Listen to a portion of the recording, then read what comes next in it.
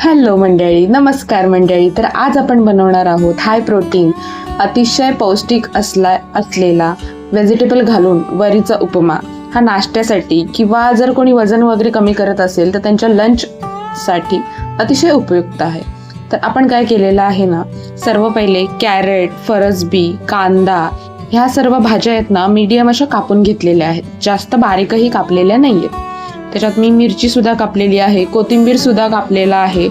आणि सर्व महत्त्वाचं काय करायचं आहे, आपल्या जे सोया चंक्स आहेत, मी छोटे छोटे सोया चंक्स यूज केले आहेत. ते काय करायचे, गरम पाण्यात 15 ते 20 मिनटं सोक करून ठेवायचे. आणि सोक करून झाल्यानंतर त्याला काढायचं आहे आणि नंतर मग त्याला पाणी स्क्वीज करून आपण ते यूज करू शकतो. त्याच्यानंतर मी पाव कप वरीचा तांदूळ घेतलेला आहे आणि तो धुतलेला आहे मी आणि तो निथळत ठेवलेला आहे. त्याच्यानंतर मी पनीर कापून घेत आहे. पनीर हा प्रोटीनचा सोर्स आहेच, तसं सोया चंक्स हे प्रोटीनचा सोर्स आहेत. तर आपण आता सर्व भाज्या कापून घेतलेल्या आहेत. कांदा, फरसबी, कॅरेट, पनीर, चिली, शेंगदाणे.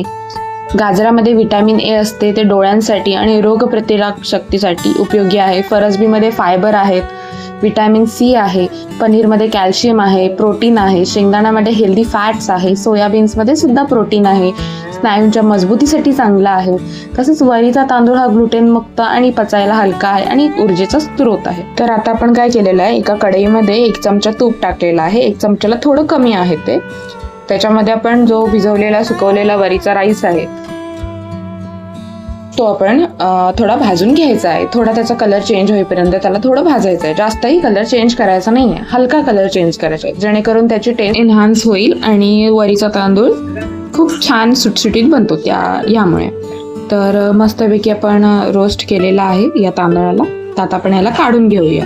बघा, एवढाच कलर चेंज करायचा आहे, जास्तही कलर चेंज करायचा नाही आहे.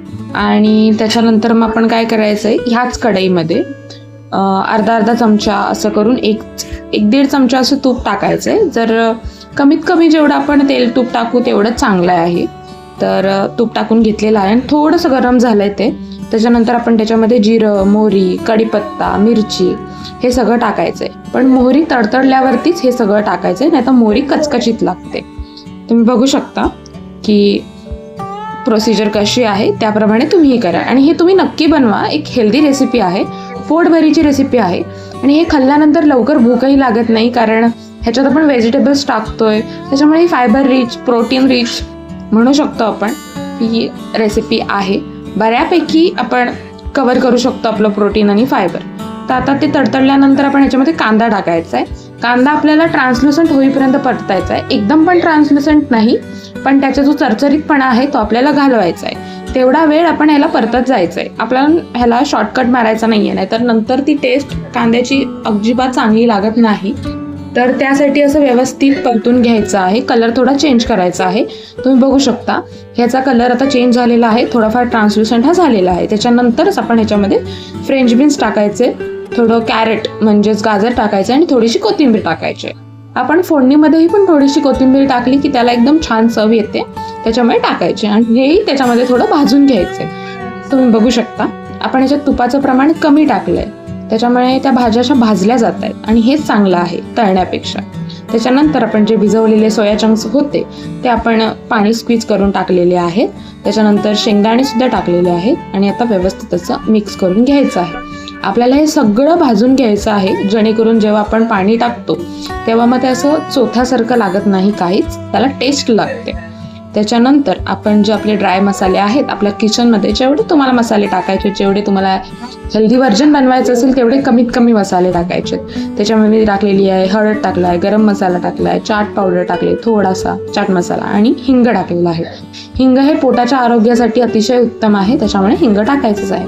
आणि थंडीमध्ये मोस्टली ही रेसिपी केली ना तर ती एकदम हेल्दी बनवण्यासाठी हिंग तर टाकायचंच आहे. हे टाकल्यानंतर मस्तपैकी ढवळून घ्यायचे, पण मसाले असे जळवून द्यायचे नाही आहेत. त्याच्यासाठी आपण काय करायचं, अर्धा कप म्हणजे ज्या कपाने आपण वरी राईस घेतली आहे त्या कपाने आपण अर्धा कप पाणी टाकायचं आहे. का तर ह्या भाज्या शिजण्यासाठी. आणि पूर्ण 2 मिनिटं ह्याला शिजवून घ्यायचं आहे, थोडं मिडियम हाय फ्लेमवरती. आणि बघा, तर पाणीही सुकलेलं आहे, अर्ध्या भाज्या आपल्या शिजलेल्या आहेत.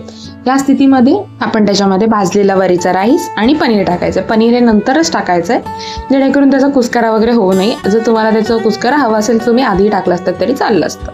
आणि ह्याच्यामध्ये आपण आता मीठ टाकायचंय आणि व्यवस्थित असं ढवळून घ्यायचंय, जेणेकरून पूर्ण इन्ग्रेडियंट त्या भाताला आणि पनीरला लागले पाहिजेत आणि पनीर असं चविष्ट लागलं पाहिजे. त्याच्यानंतर आपण पाव कप वरीच्या राईससाठी आपण 1.5 कप पाणी वापरलेलं आहे भात शिजवण्यासाठी.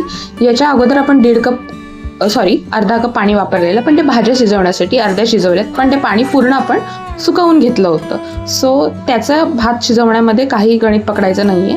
तर अशा प्रकारे 15 ते 20 मिनिटं स्टीम करून झाल्यानंतर आपला वरीचा उपमा तयार झालेला आहे. तुम्ही नक्की करून पहा. एक हेल्दी रेसिपी आहे, पोटभरीची रेसिपी आहे, थोडंसं खाल्लं तरी पोट भरतं आणि अगदी सोपी रेसिपी आहे.